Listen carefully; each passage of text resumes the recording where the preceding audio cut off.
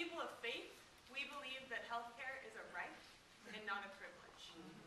And in the communities where we work, the majority of the people are living on low incomes, on subsidized housing, Medicaid and Medicare. And for when we did hotspotting, which is when we collected the data to identify where are the majority of the emergency room users, there were 3 housing units, 2 subsidized housing, 1 of the long-term, short-term nursing home care units.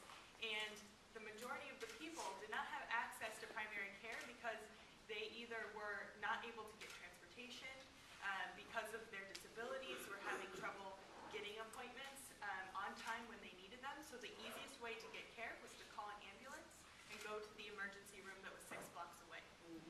The top 5 diagnoses were head cold, ear infection, viral infection, sore throat, and asthma. Those are not reasons to go to the emergency room in our understanding.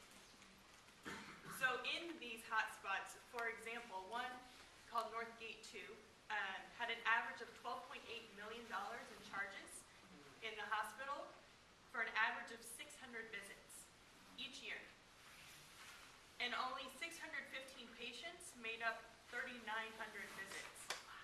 So we recognized that there were a few number of people that were contributing to the majority of the cost. And if only we could understand what those healthcare barriers were, we could intervene and ideally give better care for lower cost that would aid in the community's ability to provide more care to more people.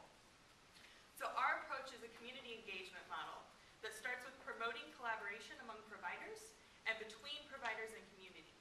And that's what led to the ACO model. Dr. Brenner has spearheaded this, and in Camden, New Jersey, we have 100% of the hospitals, 75% of the primary care providers.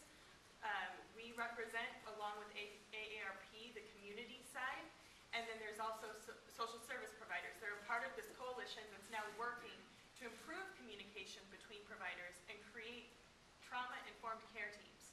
So what we're looking at building is teams that follow these residents that end up in the emergency room multiple times.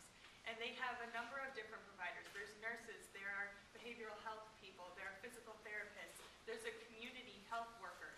And what they do is they actually go into the home and learn what are the barriers. Is it the fact that you just don't have an outlet in your bedroom that allows you to have a respirator at home, so you have to go to the emergency room every time you need breathing treatment?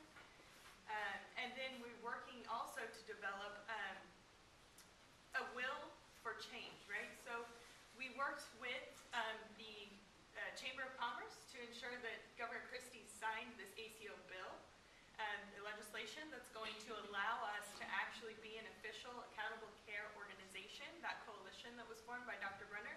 And he also signed that he would allow the savings that come from reducing the costs of these high utilizers to go back to that coalition, and then the community, the primary care providers, and the hospitals get a say in what that savings goes to continue improving the care. So with that, we are also building understanding in the community about the need for this and how they can start improving their own health care. So there's an education piece that goes along with this. And how do you inform residents? How do you take diabetes information right into those locations? How do you take asthma information right to the residents so that they're not going to the emergency room? And then we're also training those residents to be empowered to be on the board of that coalition and help make decisions about the coalition, about the shared savings.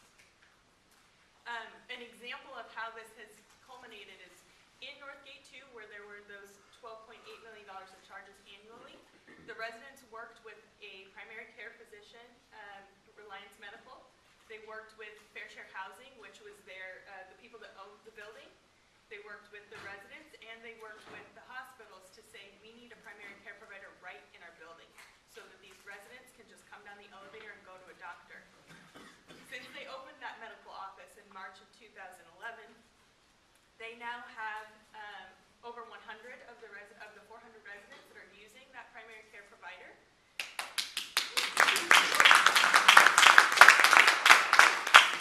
In the last year, there were 513 visits with 40 new patients, and we have 2 of those residents serving on the board of our fledgling ACO. So we are working with the community, with the providers, with to improve communication, continue to identify barriers, and work together so that they can achieve